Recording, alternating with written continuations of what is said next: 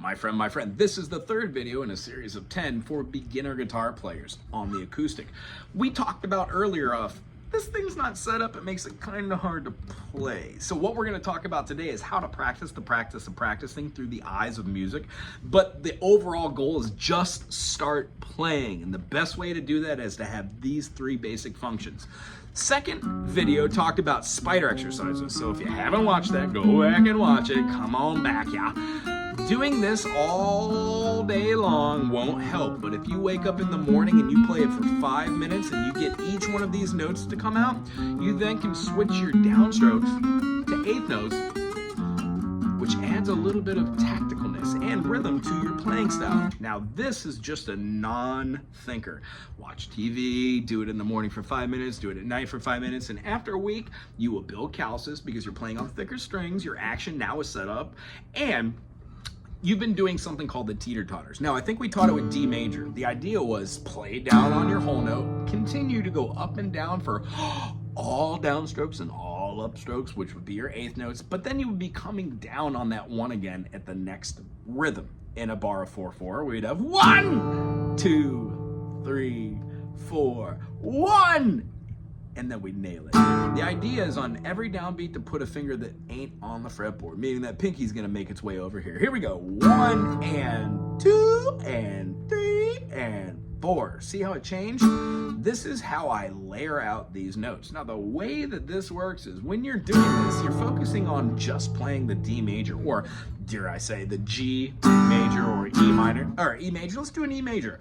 1 and 2 and 3 and 4 and most of the time, the chords you're going to be playing are all 2-finger or 3-finger chords. Therefore, this is a great mechanism to get used to playing chords with different fingerings, so they then can be moved anywhere and barred for a different chord. Awesome. So, what I'd like to do now is show you how to practice the practice of practicing. Eventually, you will use the circle fifths. C, G, D, A, E, B, F sharp, C sharp, and then this will give you the ability to hear scales. You'll learn Aeolian, you'll learn Ionian, you'll learn probably natural minor, and the idea is from there you would be able to learn what they sound like in every key. So C Lydian has a sharp 4, as does every C Lydian. But I don't want to go too much into theory today. The idea is you will be doing certain mechanisms which need these fingers to be strong and have a basic understanding of chords. Today, we are talking about the first chord structure that most guitarists learn, C major.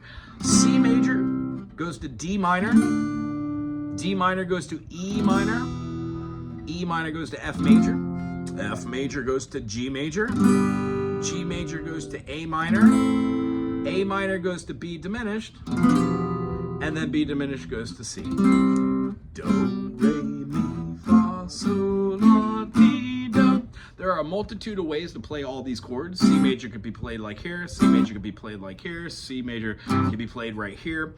We get different tones out of different chord structures, but all of these chords involve 3 tones, the 1, 3, and 5.